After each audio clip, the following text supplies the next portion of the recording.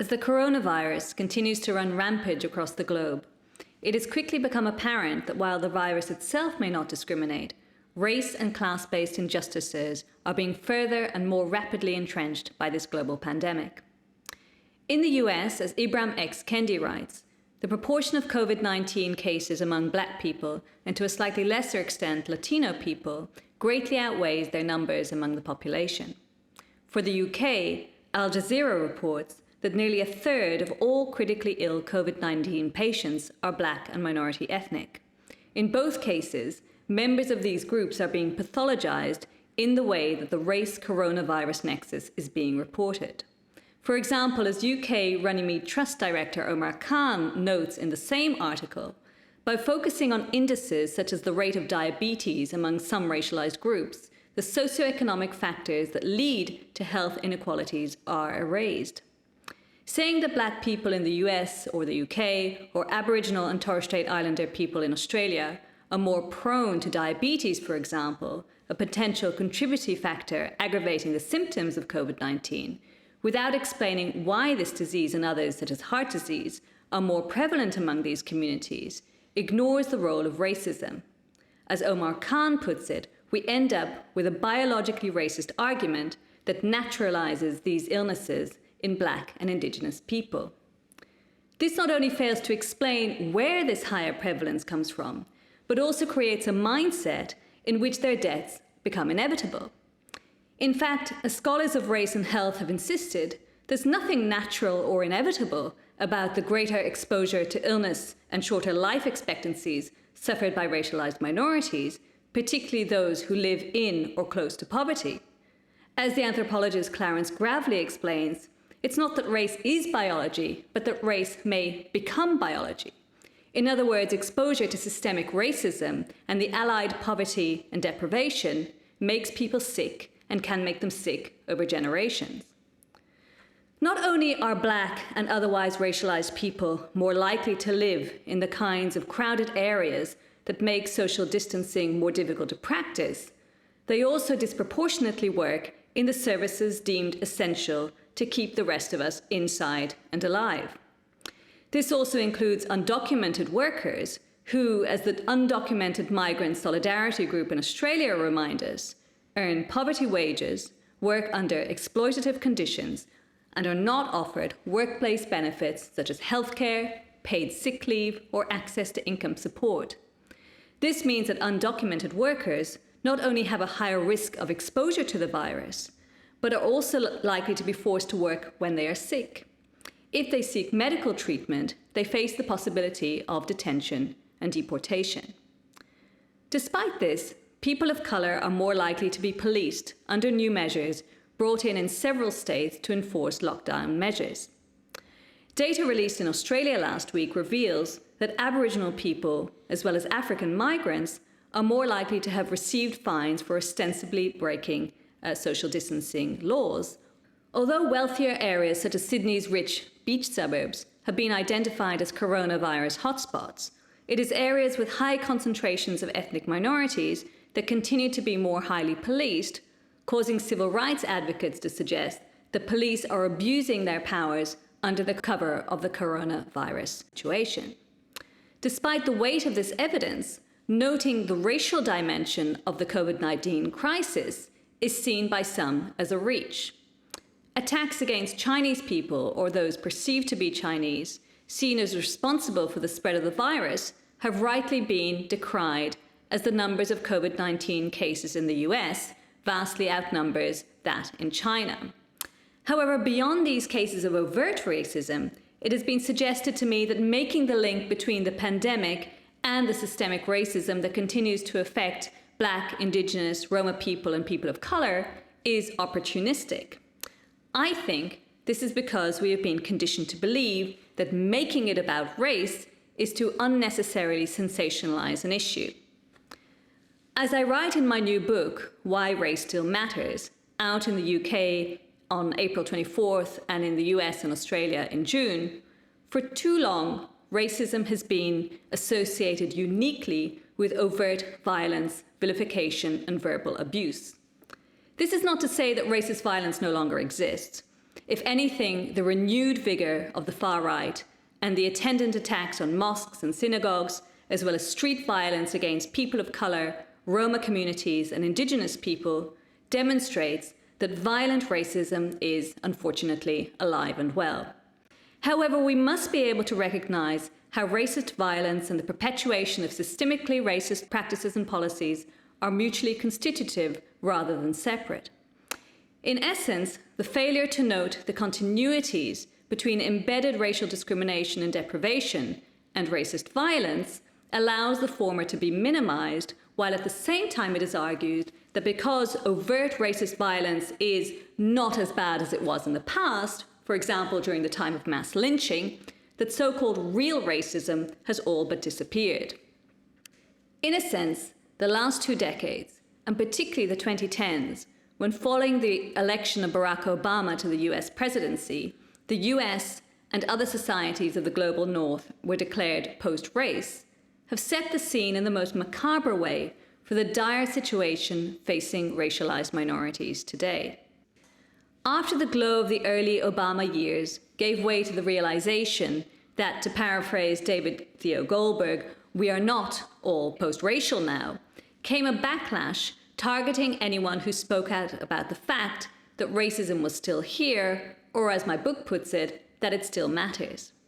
The 2010s in the US, Europe and Australasia were marked by what Irish media scholar Gavin Titley in his book Racism and Media calls the debatability of racism, the incessant, recursive attention as to what counts as racism and who gets to define it. Those who drew attention to racism, particularly the Black Lives Matter protesters, were met with the contention that they, not the police killing black people in their droves, were the real racists for, quote, making it about race. The left, too, played its part by mounting the argument that too much attention to race, gender, sexuality and disability drew away from the potential for universal solidarity among workers against capitalism, a debating point that entirely ignored what the coronavirus pandemic makes all too clear, that we are in fact not all in this together, that some of us can afford to stay at home while black, brown and migrant people pick our fruit and wash our grandmothers. Brexit and the election of Donald Trump were flashpoints in what, in my book, I call not racism, a form of discursive racist violence that denies the role played by race in a variety of social, political and economic processes. Coupled with debatability, not racism, which is both the denial of racism and its redefinition according to white standards that are claimed to be more objective, has given succor to openly racist opinions in the name of freedom of speech. Now, this didn't come out of nowhere. The decade and a half of global Islamophobia that underpinned the war on terror paved the way for the constant repetition of the idea that anything but racism is at play. Under cover of the fight against Islamic extremism, virulent racism against Muslims was considered uncontroversial by the media and the public. Entrenched racism against Muslims also shaped policy-making and academic research under the guise of countering violent extremism. The disproportionate focus on Muslim people allowed the rise of white supremacist terrorism to gather strength and organise with murderous results, as we saw in Christchurch in March 2019, when an Australian white supremacist, self-declared eco-fascist, murdered 51 Muslim people. Now, despite these events and the parallel death and destruction wrought by the border and migration regimes of the global north and the ongoing degradation of the lives of Black, Indigenous and Roma people, the existence of racism continues to be called into question. For example, following the Christchurch attack, the editor of the American conservative website, Rod Dreher, wrote that the perpetrator's manifesto was, quote, grounded in both paranoid racist grievance and legitimate, realistic concerns about what he called the declining numbers of ethnic Europeans. This echoes majority mainstream political opinion in the West, despite the well-rehearsed but entirely false proposition that there is what the Birkbeck College politics professor Eric Kaufman calls a hegemonic, left moralist agenda gripping the public sphere. In fact, Kaufman and his fellow travellers in the UK, academics and media pundits, have been at the centre of a campaign against what they see as an unhelpful moralism around issues of race and migration. In 2019, Kaufman and a group of colleagues organised a panel entitled "Is Rising Ethnic Diversity a Threat to the West?" An open letter against the event was signed by 230 academics. Together with populism researcher Matthew Goodwin, Eric Kaufman wrote a response in which they state that the reason why academics have spent so much time exploring the idea of a threat is because large numbers of people across Western democracies do feel under threat from immigration and rising ethnic diversity. There is no point in shying away from it, they write. They repeat the claim that labelling those concerned about immigration racists is responsible for the degradation of the public conversation about what they present as a neutral topic. Interestingly, Matthew Goodwin recently tweeted that nothing will be the same after this crisis. Our national debate about the contribution of migrant workers will change utterly, ignoring the role that he himself played in seeing them as a threat to British society. Together with David Goodhart of the Policy Exchange, Kaufman, Goodwin and others are central to the Not Racism agenda. Goodhart, whose contribution to the orthodoxy that too much immigration is bad for social cohesion goes back to 2004, has written that racism has been subject to what he calls mission creep. As cited by Eric Kaufman in his report, Racial Self-Interest is Not Racism, Goodhart claims that the challenge here is to distinguish between white racism and what he calls white identity politics. The latter, he says, may be clannish and insular, but it is not the same as irrational hatred, fear, or contempt for another group, which is what he calls the normal definition of racism. At every turn, these commentators present themselves as rational versus anti-racists who, by seeing race everywhere as they would have it, are undermining the challenge against racism, according to them. Now, it's easy to see why these white men are then able to dominate the public debate, which is already skewed against Black, Indigenous and migrant people, whose views, grounded in their lived experience, are dismissed for a perceived lack of objectivity. In this scenario, David Goodhart, rather than an expert on race or a person living with the consequences of racism, is given free rein to tell us what the normal definition of racism is. As I detail in my book, far from being irrational or uniquely mired in hate, race may very well be, and historically indeed has been, grounded in rational calculations about what will be of greater benefit to white people. What I'm trying to convey here is that seeing or refusing to see the relationship between race and the coronavirus pandemic is shaped by the efforts made to expunge race from the lexicon over time. The silence about race, as I have called it, has long accompanied how we discuss history and the varying weight given to colonialism as fundamental to the shaping of the modern world order and the role of race within that. But the onslaught against discussing race as central rather than peripheral to political, social and economic processes has overflowed as white supremacist nationalist projects to wrest control from the perceived hegemony of cosmopolitan globalist elites have gained in success. The ploy by mainstream writers and academics, such as Goodhart, Kaufman and Goodwin, as well as figures such as Douglas Murray, Melanie Phillips and Brendan O'Neill, to name but a few from the UK context, has been to couch what they call legitimate concerns about immigration in the language of free speech.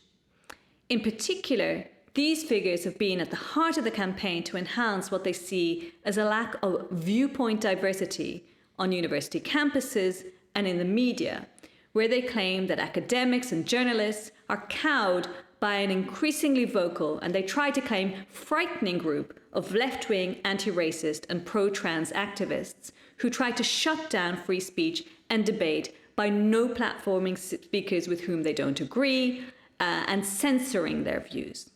Now, other writers such as Evan Smith, Gavin Titley, Anne-Aurélien Mondon and Aaron Winter deal far more effectively than I am doing here with why anti-racism and anti-fascist actions are in fact not attacks on freedom of speech. But it is undeniable that the proponents of so-called viewpoint diversity and controversial ideas, such as the editors of a journal of that name, which publishes pseudonymous articles by authors who they propose are too scared of retribution to publish them elsewhere, use the cover of free speech to enable racist, sexist, and transphobic hate speech. What this has opened the door to, more than anything else, is the resurgence of openly eugenicist ideas that reinvigorate the racial science that paradoxically David Goodhart might well place in the category of the so-called normal definition of racism. Worryingly, arguments in favor of eugenics are being published in reputable academic outlets such as the Monash Bioethics Review, which in 2018 published an article by assistant philosophy professor Jonathan Anomaly entitled Defending Eugenics. A gathering circle for so-called viewpoint diversity, openness to eugenics, is the online magazine Colette, edited by the Australian Claire Lehman, described in The Spectator magazine as the mistress of the intellectual dark web. It is also the publication of choice for Kaufman and Goodwin, as well as the aforementioned American conservative editor Rod Dreher. The main bent of most of the articles written in Colette by these authors has been on the perceived excesses of racism speak. It has also served as a home for the defense of Noah Carl, the postdoctoral researcher forced to leave his position in Cambridge after the nature of his research on so-called positive eugenics came to light when an open letter was signed against it by over 500 people. Carl had spoken at a conference on eugenics that had been held secretly at University College London for several years before it was stopped and uncovered. St Edmund's College, Cambridge, where Carl had been employed, found that he had, quote, put a body of work into the public domain that did not comply with established criteria for research ethics and integrity, and that his appointment could lead directly or indirectly to the college being used to promote views which could incite religious or racial hatred. Nevertheless, Carl has become a cause célèbre. Mainstream voices such as Kaufman's lend credibility to the claim that it is the left and anti-racists who are violently suppressing the free flow of what are only ideas, and that it is the right that encourages them in the spirit of viewpoint diversity. What this means, in effect, is that even eugenics is presented as just another idea on the so-called marketplace of ideas. So it's unsurprising that Colette's front page currently hosts an article by regular contributor Coleman Hughes that asks, do COVID-19 racial disparities matter? That although bizarrely acknowledging a range of ways in which racism does play a role in exacerbating COVID-19, concludes that the fact is our culture is obsessed with race. Colette also regularly features articles by eugenics defender Jonathan Anomaly, a fact that is hardly surprising when we learn that the editor, Claire Lehman herself, defends behavioral genetics, claiming that, quote, it is measured by IQ testing, is genetically based and correlates with success in life. Enter Toby Young, British associate editor of Colette magazine. He epitomizes for me the worrying nexus between right-wing contrarianism, eugenics cheerleading, and now coronavirus-related skepticism. Another attendee of the secret conference on eugenics at UCL in 2017, Young has advocated for genetically engineered intelligence, not that that exists, to be offered to parents on low incomes with below average IQs. At the end of February this year, he launched a free speech union to counter, as he put it, Twitter mobs that drown out opinions they dislike. This week, he launched Lockdown Skeptics, a website arguing against measures to stem the spread of COVID-19 by staying home, currently, along with mass testing, the only proven method to stop the spread of this disease. Young's argument, rehearsed in the Sun newspaper, where he paints himself as an expert despite having no medical training whatsoever, is that the economic effects of the coronavirus will greatly outweigh the benefits of saving as many lives as possible. He's skeptical about the modelling carried out by the Imperial College experts, who he claims overestimated the number of COVID-19 infections, again, based on no medical knowledge whatsoever. A glance at the Lockdown Skeptics website reveals links to articles by all the usual suspects, figures such as Spiked Magazine's Brendan O'Neill, a major figure in the promotion of extreme libertarian ideas that condone racism, sexism and transphobia, as well as ableism, in the interests of so-called freedom of speech. Articles arguing for a relaxation of physical distancing measures to stop the spread of coronavirus, in the interest of saving the economy, have become more and more frequent in recent days. They build on the debunked concept of herd immunity, which, as the UK and Sweden are seeing now, has an enormous human toll, and openly argue for the virus to be unleashed despite the risk to human life, particularly that of older people, with the purported payoff of protecting the economic future of the young. Given that, to return to where I started, in countries where there is greater racial inequality, COVID-19 too is having a disproportionately murderous effect, the decision to relax distancing measures for economic reasons further compounds the disregard for the lives of racialized people. But beyond this, I conclude that we have to understand the acceptability of these arguments among a sizable proportion of the punditry, politicians and the public, which I fear will only get worse as the economic situation worsens, in relation to the related acceptability of eugenics-style debating points in the public sphere, which in turn have been made possible by the constant dismissal of racism as anything other than a matter of opinion. For those of us who are affected by racism and who study the effects of race historically and sociologically, the ongoing recursive dismissal of race is a constant source of deep frustration. The failure to take race seriously in scholarship and the public domain is already a disaster. With COVID-19, the effects of this are almost unimaginable in their magnitude.